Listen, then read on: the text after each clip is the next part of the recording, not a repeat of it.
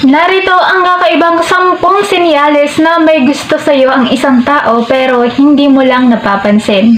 Madalas ginagawa ito sa'yo ng isang tao ng pasikreto. Pero sa video na to ay malalaman mo talaga. Bigla siyang nagiging tahimik kapag nandyan ka. Hindi dahil wala siyang masabi, kundi dahil conscious siya. Ayaw niyang mapansin mo na kinakabahan siya. Kahit sino naman, kapag may gusto ka sa isang tao, di ba? Hindi ka na makaimik, hindi mo na alam yung gagawin mo dahil may gusto ka nga. So, hindi mo alam kung ano yung first move mo, first word mo. As in, parang kalkulado lang yung mga sasabihin mo. Pangalawa, naaalala niya ang maliliit na detalye patungkol sa'yo.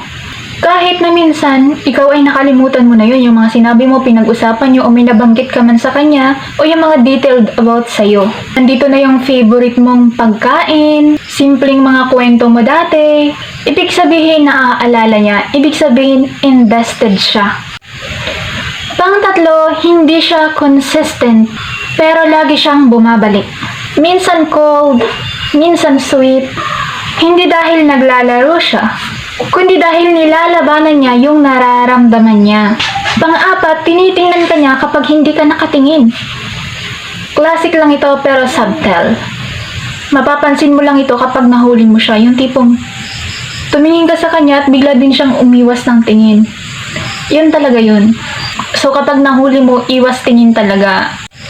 Pang-lima, nag-iiba ang tono ng boses niya kapag kausap ka.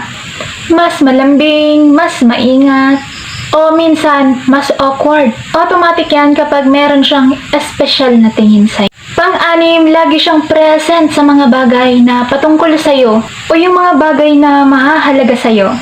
Hindi man ito obvious, pero nandyan siya. Nagla-like ng post mo, nagko-comment, sumusuporta sa'yo kahit hindi mo hinihingi. Pang-pito, napapansin niya kapag may lumalapit sa'yo na iba. Hindi siya selos openly kasi wala naman kayo, di ba? Pero may subtle reaction. Biglang tahimik, medyo distant, o nababago talaga ang mood na hindi mapigilan. Pang-walo, gumagawa siya ng dahilan para makausap ka. Kahit mga simpleng tanong na kaya niya namang i-google, sa'yo pa talaga itatanong. Just to start a conversation. Pang-siyam, iba ang trato niya sa'yo kumpara sa iba. Mas gentle, mas patient, mas attentive. Kahit hindi niya aminin. Lumalabas talaga yun sa actions niya. Lastly, pang-sampo, hindi niya kayang i-cut off ka. Kahit kaya naman niya. Kahit minsan awkward o complicated.